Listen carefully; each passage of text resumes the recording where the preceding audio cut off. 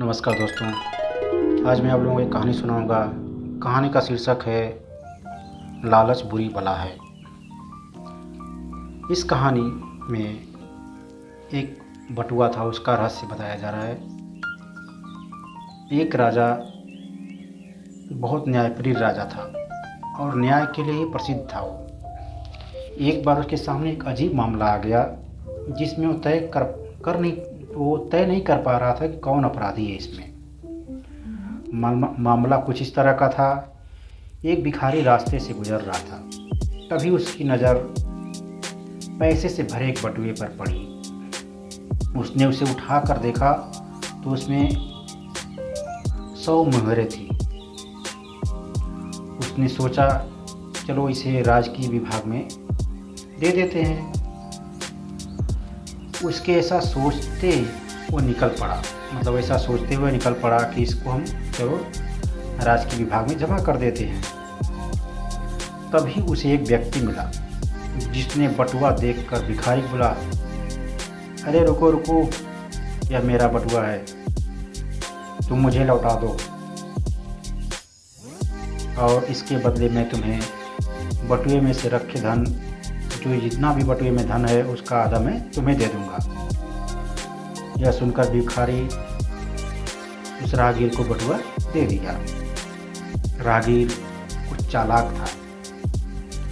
उसने जैसे ही बटुए को देखा कहने लगा, इसमें 200 मुहरें थी, इसका मतलब 100 तुमने पहले ही ले ली। अब मुझे मेरी 100 मुहरें लौटा दो। भिखारी को गुस्सा आ गया। भिखारी की नीयत में खोट तो नहीं था, इसलिए उसने राजा के पास न्याय के लिए चल दिया। दोनों राजा के दरबार में गए और पूरा किस्सा राजा को सुनाया। राजा ने कुछ देर सोचा और विचार कर तय किया कि आखिर राहगीर ही गलत है, क्योंकि भिखारी को तो आधे धन की भी लालसा नहीं थी।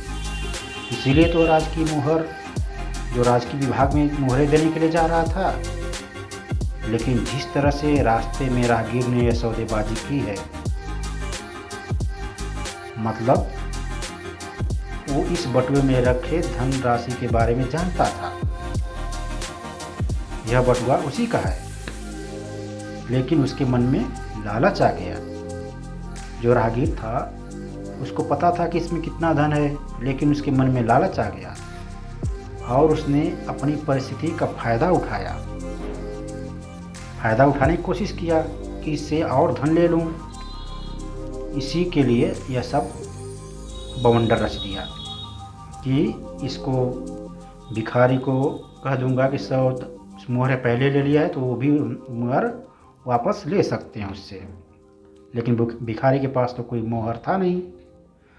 राजा ने उसे सबक सिखाने के लिए न्याय के रूप में बटुए का आधा धन भिखारी को दे दिया और आधा राजकोष में दे दिया और राहगीर से कह दिया, यह बटुआ तुम्हारा नहीं है।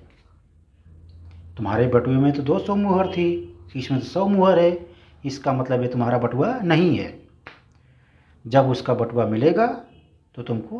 तुम्हारा बटुआ मिलेगा तो तुमको दे दिया जाएगा। इस तरह राहगीर को लालच के रूप में जो धन था वो पूरा ख़त्म हो गया। उसका खुद का धन भी उसको नहीं मिला। इसलिए कहा जाता है कि लालच बुरी बला है। किसी चीज़ को पाने की मंशा में अच्छे बुरे का ध्यान रखना ही लालच का भाव है। मतलब अच्छे बुरे का ध्यान न रखते हैं वही लालच है। जिस वस्तु पर आपका कोई अधिकार न हो तो उसे पाने की चाहत भी लालच का ही रूप है।